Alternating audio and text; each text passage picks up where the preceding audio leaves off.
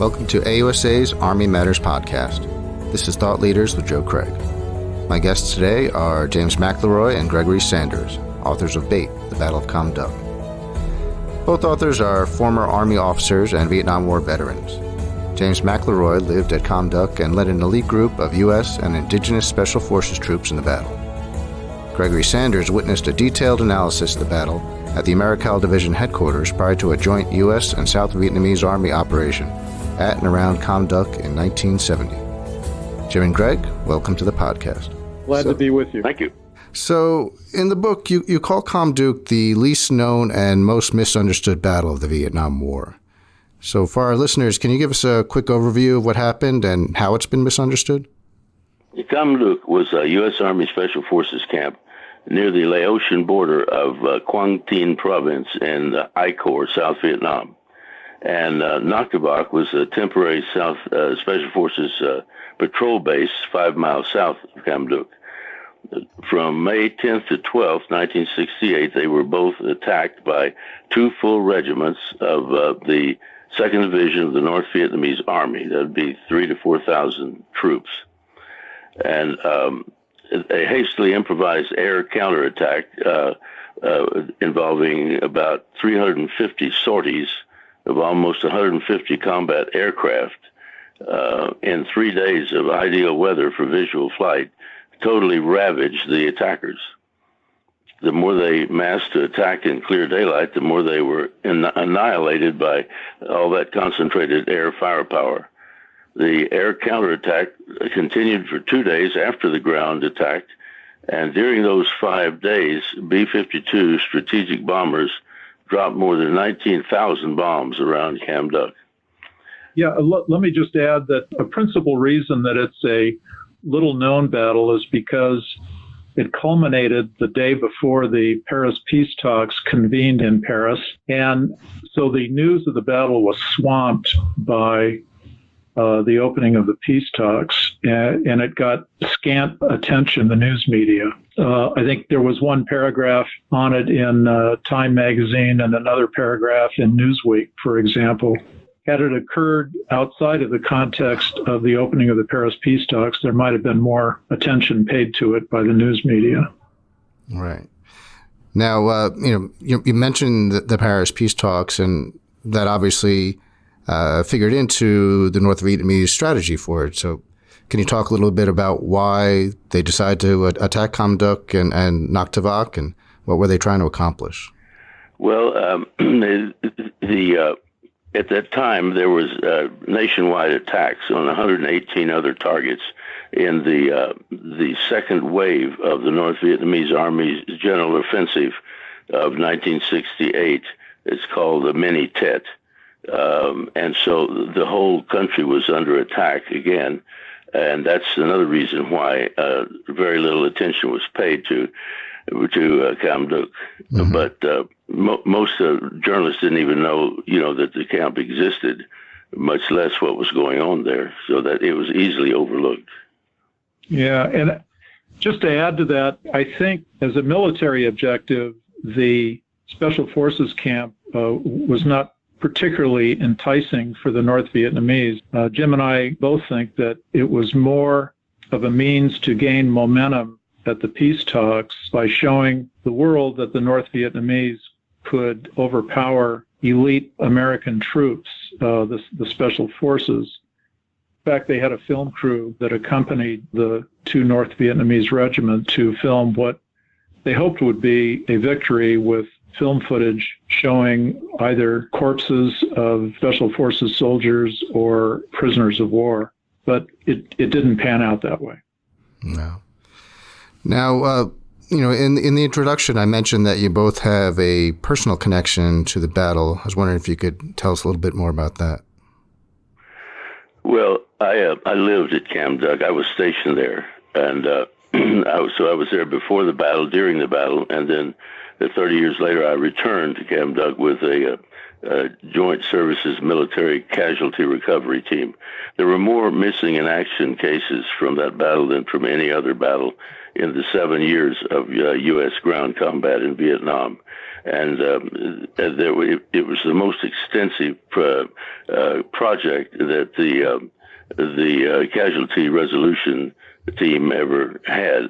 They went back over and over again trying to find remains, and did find many, many remains of the 37 people that were Americans that were missing there, plus the plane crash of a C-130 and its crew, and the 183 people aboard it.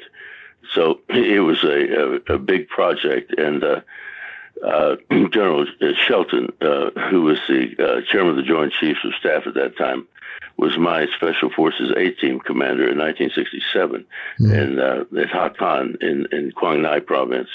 And he facilitated my return there with that team, which I appreciated very much, and gave me another perspective on the whole thing. Right. And then, Greg, you had a connection coming in a few years later, right? I did, although my connection is a little more tenuous than Jim's. Jim was at the camp and participated in the battle. I did not. My experience there occurred 2 years later in July of 1970, when the Americal Division decided to, for lack of a better term, clean up the area because some photo reconnaissance missions indicated that the North Vietnamese were making use of that area, and they were concentrated in sufficient numbers there that it made sense to go back and remove them from that area. So General Abrams, who was then the commander of the United States Military Assistance Command Vietnam, came to the division headquarters of the Americal Division, and I participated in a briefing of him about the operation to take back Kham Duc, which was called Elk Canyon. And I learned an extensive amount of information about what had occurred there in 1968, and it intrigued me literally for decades, and was a major impetus for my participation in writing this book. Right. And Jim, you had mentioned that you were in the battle itself. You had been stationed there at the Special Forces camp, but you actually left the camp in the beginning of May 1968, only to be sent back to prepare for what they said was going to be an imminent attack. Can you tell us what you did with that? Yes, I only had 15 days left on my Vietnam tour, and the two regiments of the North Vietnamese Division had surrounded that camp gradually and were shooting at planes and all that, and it was obvious they were going to attack it. And my function there was I was the officer in charge of the covert cross-border launch site for long-range reconnaissance commando teams into Laos, and against the Ho Chi Minh Trail network. And we relied on helicopters, for infiltration and exfiltration, and they couldn't fly because they were shooting them. In fact, they shot down one that had 5 of our American recon team leaders on it, and killed all of them. And so it was no longer feasible as a launch site. And since I had only a few days left, I returned to my base, which was FOB 4, later called Command and Control North, just outside of Da Nang on the beach out there. And I thought that my tour was over until they told me, my commander told me he wanted me to go back out there and take charge of the SOG troops, because the camp was going to be attacked by this huge force. And so I was rather appalled because I thought I was going to go home safely, but it looked like I was going to be in a Vietnamese Alamo. And so I accepted my fate and went back out there and did the best I could to get them organized. And we fought off the largest ground attack after most of the reinforcement battalion had been evacuated. And only a very dangerous close napalm strike saved us from being overrun at the very last there. So that was kind of my role in the battle. Right. Now, in your discussion about the U.S. defense response, one of the things that really struck me was kind of the different ways that SOG and Special Forces and Conventional Army were operating within the same area. Can you talk about the conflicts that arose? Well, the Special Forces team there at Kham Duc, where we were sort of their tenants. We had a portion of the camp for our covert SOG launch operations. They had a completely different mission.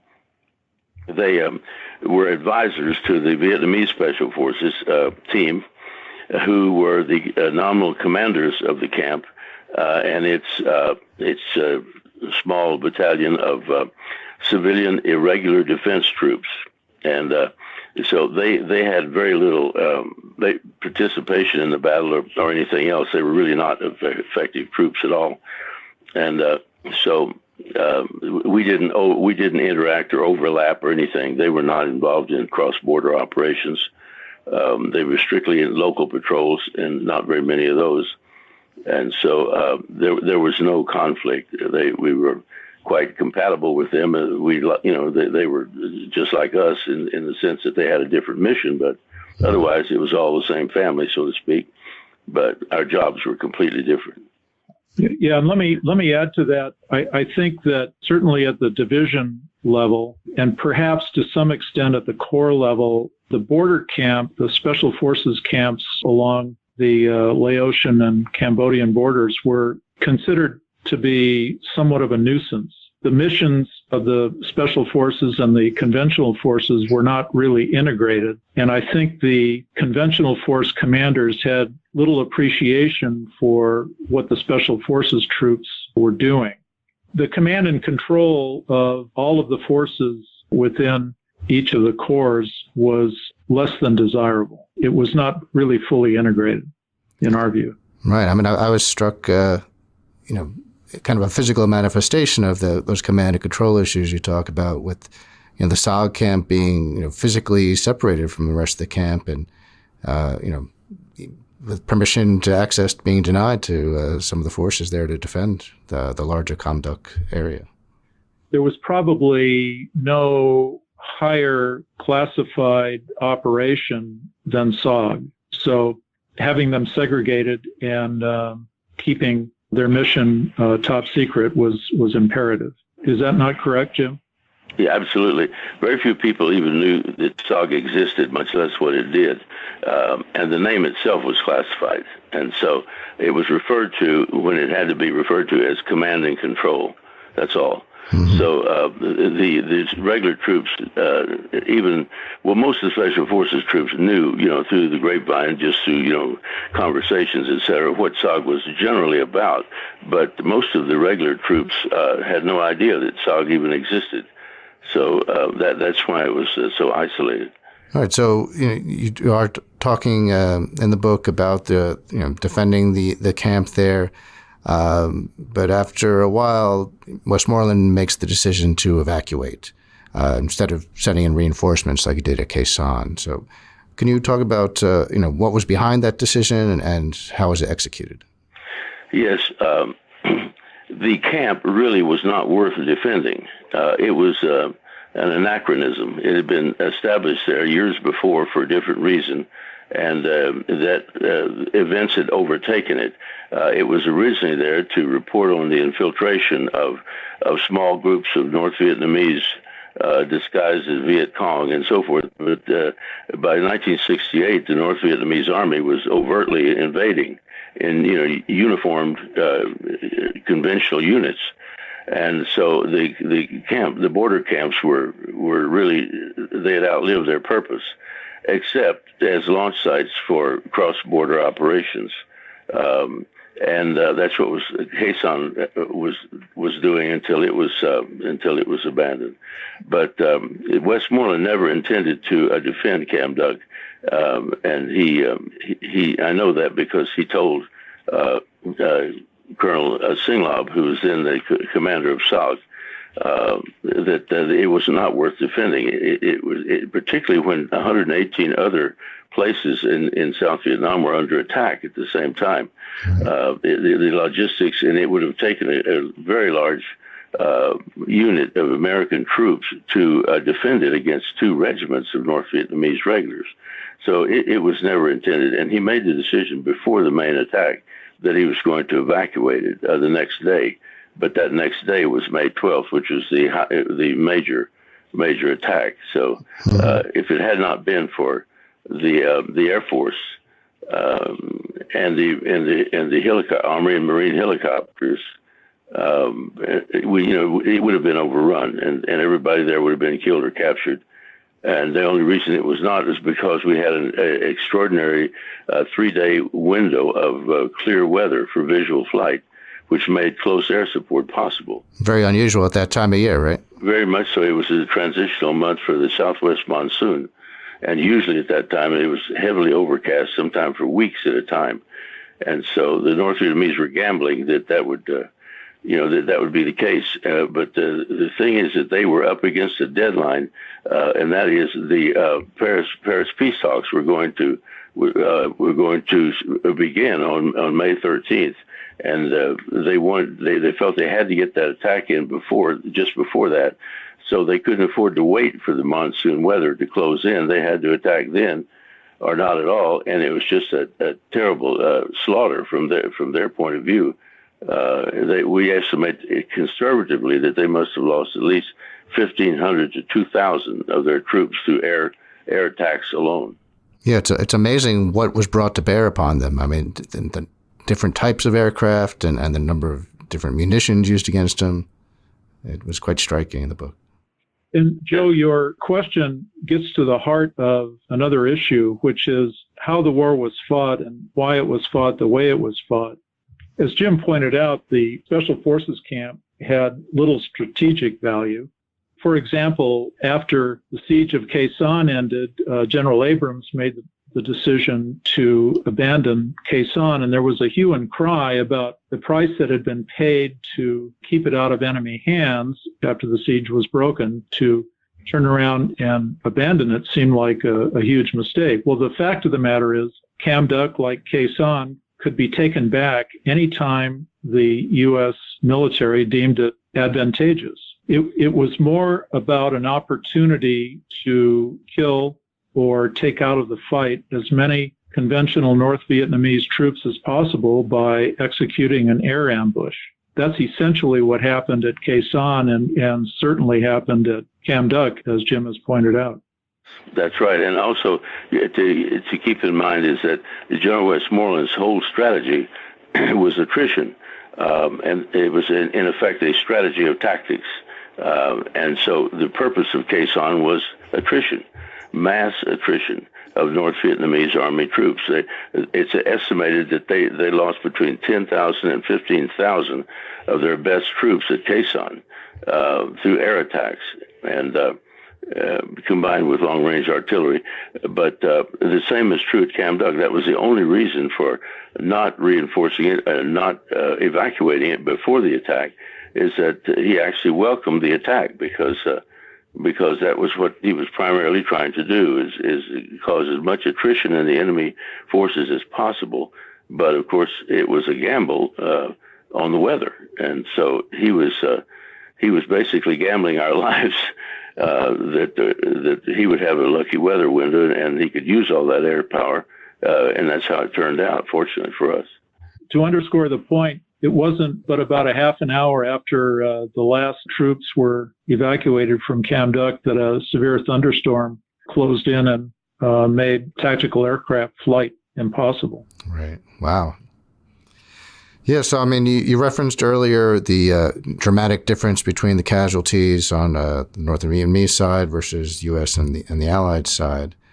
So I'm just wondering, how was the battle viewed, today versus at the time, and what lessons can today's Army take from the battle? Well, I think those are two questions: how it has been viewed before our book was written, and then secondly, what lessons the Army can take. I would answer the second question by saying that, in my opinion, the most important lesson is that from the battle is the essential importance of unity of command in any large joint services combat operation. And that's what was missing at Kham Duc. All those different units did not have one single commander. And so they had to improvise, but they did so brilliantly for the most part. And they achieved with unity of action what was missing in unity of command. But it could easily have been a disaster because of the total lack of unity of command. I mean, you had all those different units. You had Air Force transport planes, you had Air Force attack planes, you had Marine helicopters, Army helicopters. You had the ground conventional troops, the reinforcement battalion of the Americal Division. You had the SOG troops. You had the indigenous troops of the Special Forces camp, and so it was just so many different units there, and they couldn't talk to each other. A lot of times they didn't have the right radios or the right frequencies. There was no rehearsal for it, and many times there was not even any briefing. For those pilots who were flying in there had no idea what they were flying into. Wow. And so it was highly fortuitous, really, that it turned out as well as it did because of the innovative ability of the various officers and NCOs in charge of the various units. It was a great example of extemporaneous coping with a chaotic situation or potentially chaotic situation. A kind of improvised joint before there was joint. Yeah, yes. I couldn't agree more. And I'm reminded of a comment that Stephen Ambrose, the well-known chronicler of World War II, said once. He was asked what spelled the difference between victory and defeat for the Allied forces, and he said, well, the primary reason we won is because of the ingenuity of the common American soldier.